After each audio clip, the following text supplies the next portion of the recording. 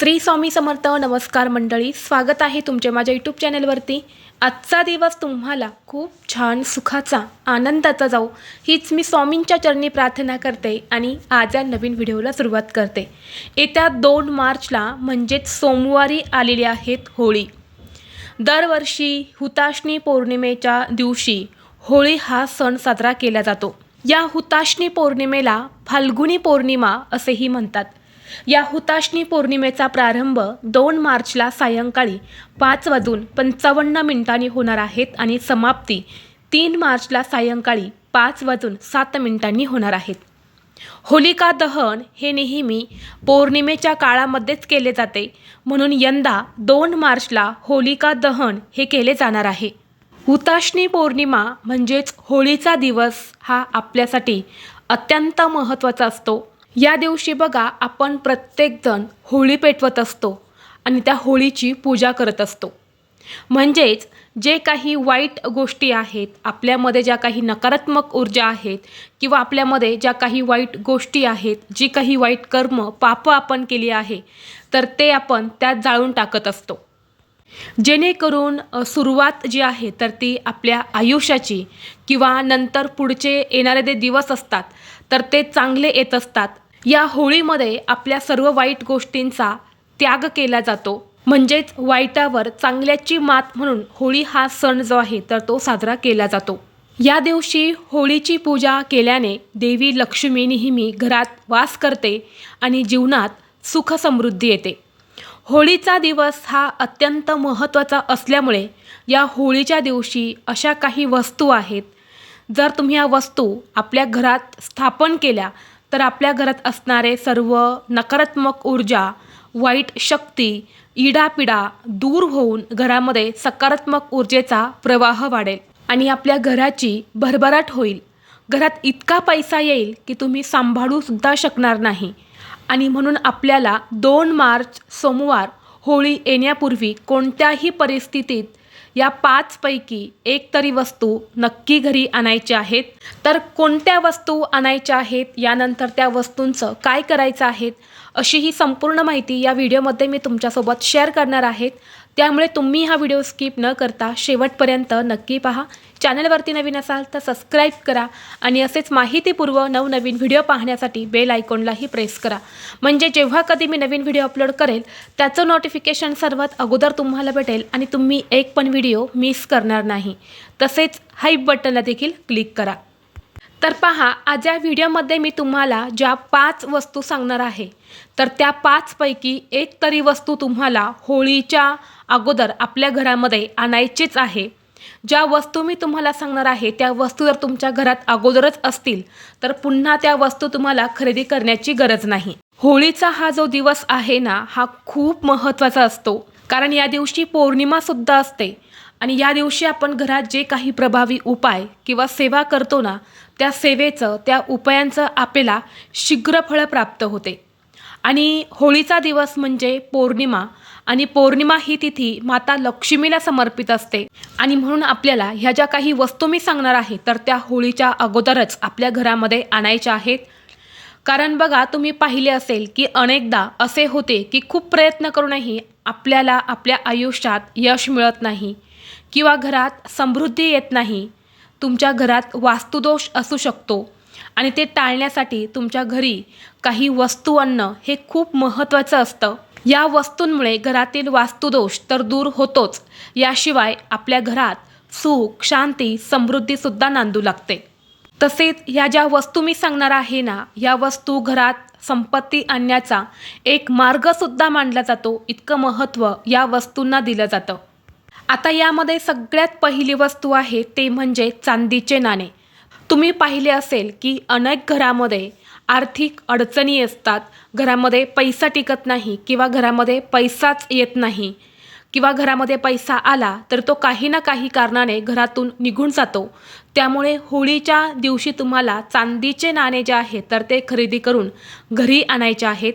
होळीच्या दिवशी चांदीचे नाणे खरेदी करून आणल्याने घरातील आर्थिक समस्या दूर होतात. हे चांदीचे नाणे लाल किंवा पिवळ्या रंगाच्या कपड्यात गुंडाळून त्यावर हळद कुंकू लावून ते तुम्हाला तिजोरीमध्ये ठेवायचं आहे. या उपायाने आर्थिक समस्या ज्या आहेत तर त्या दूर होतात.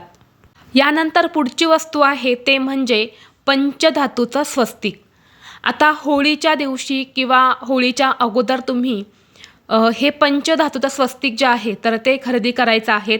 आता हे तुम्हाला कुठे मिळेल, तर जिथे सोनाराचं दुकान असते तर तिथे सुद्धा पंचधातूचं स्वस्तिक जे आहे तर ते मिळते, किंवा जिथे देवांच्या तांब्याच्या पंचधातूच्या मूर्त्या मिळतात तर तिथे सुद्धा हे पंचधातूचं स्वस्तिक जे आहे तर ते मिळते. तर ते तुम्हाला घरी खरेदी करून आणायचं आहेत. आणि या होळीच्या दिवशी म्हणजेच पौर्णिमेच्या दिवशी तुम्हाला सकाळी उठल्यानंतरनं तुमच्या घराचा मुख्य प्रवेशद्वार हा स्वच्छ पुसून काढायचा आहे. आणि यानंतर तुम्हाला त्या मुख्य प्रवेशद्वारावरती हे जे स्वस्तिक आहे तर हे लावायचं आहे. स्वस्तिक जे आहे तर ते मांगल्याचे प्रतीक मानले जाते. स्वस्तिक चिन्ह या दिवशी जर आपण आपल्या मुख्य प्रवेशद्वारावरती लावलं तर आपल्या घरामध्ये सुख, शांती, समृद्धी येत असते. कारण या स्वस्तिकमध्ये अनेक देवतांसह माता लक्ष्मीचा सुद्धा वास असतो आणि यामुळे घरात सकारात्मक ऊर्जा जी आहे तर ती सुद्धा वाढत असते. आपल्या घरामध्ये असणाऱ्या सर्व समस्या जसे की पितृदोष, वास्तुदोष किंवा नजरबाधा यासारखे सर्व दोष जे आहेत तर ते दूर होत असतात.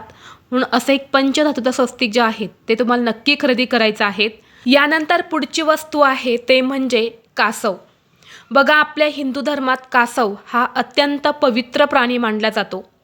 अशा स्थितीत होळीच्या दिवशी धातूचे कासव घरी खरेदी करून आणणे खूप शुभ मानले जाते. कारण तुम्ही बघितले असेल, आपण जेव्हा कोणत्याही मंदिरामध्ये जातो तेव्हा मंदिराच्या बाहेरच आपण सर्वप्रथम कासवाला नमस्कार करत असतो. कासवाच्या पाया पडूनच आपण मग देवाचं दर्शन घेत असतो. त्याचप्रमाणे तुमच्या देवघरामध्ये सुद्धा पंचधातूचं छोटंसं कासव जे आहे तर ते असायलाच हवं. पंचधातूचं शक्य नसेल तर तुम्ही तांब्याचं कासव घेतलं तरीसुद्धा चालेल. एखाद्या प्लेटमध्ये थोडंसं पाणी टाकून त्यावर तुम्हाला हे जे कासव आहे तर ते पाण्यामध्ये ठेवायचं आहे. कारण कासव हा नेहमी पाण्यामध्येच असतो, म्हणून आपल्या देवघरामध्ये सुद्धा कासव ठेवताना ते पाण्यामध्येच असावं. आणि कासव ठेवताना त्या कासवाचं तोंड हे देवांकडे असेल अशाच पद्धतीने हा कासव तुम्हाला ठेवायचा आहे. आणि जेव्हा तुम्ही हे कासव खरेदी करणार आहे तेव्हा कासवाच्या पाठीवर श्रीयंत्र किंवा कुबेरयंत्र असं अवश्य लिहिलं असावं, हे लक्षात ठेवायचं आहे.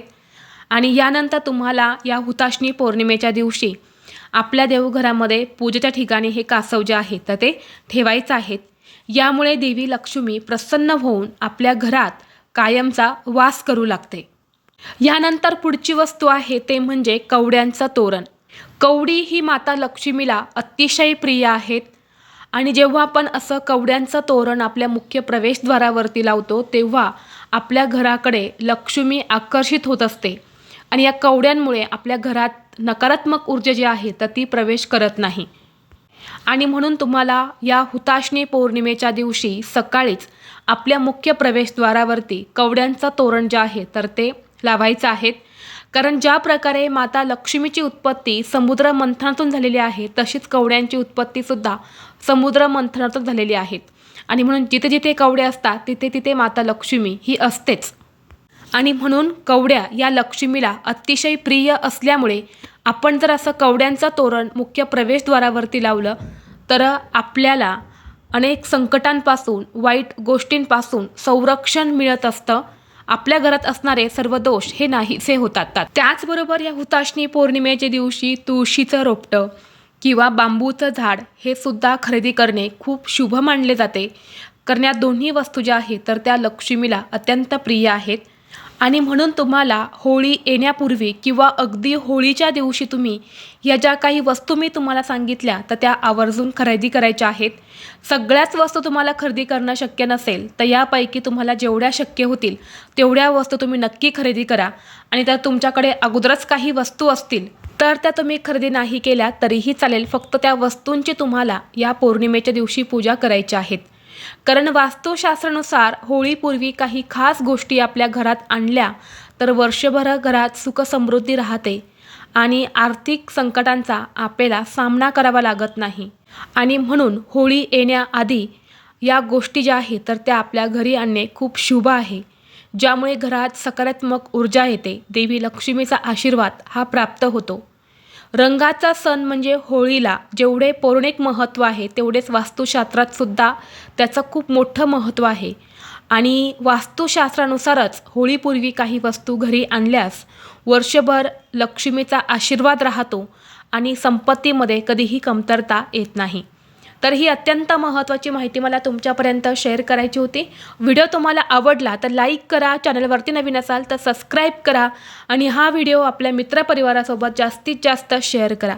चला तर मग भेटू असंच पुढल्या एका नवीन व्हिडिओमध्ये. तोपर्यंत सर्वांना श्री स्वामी समर्थ.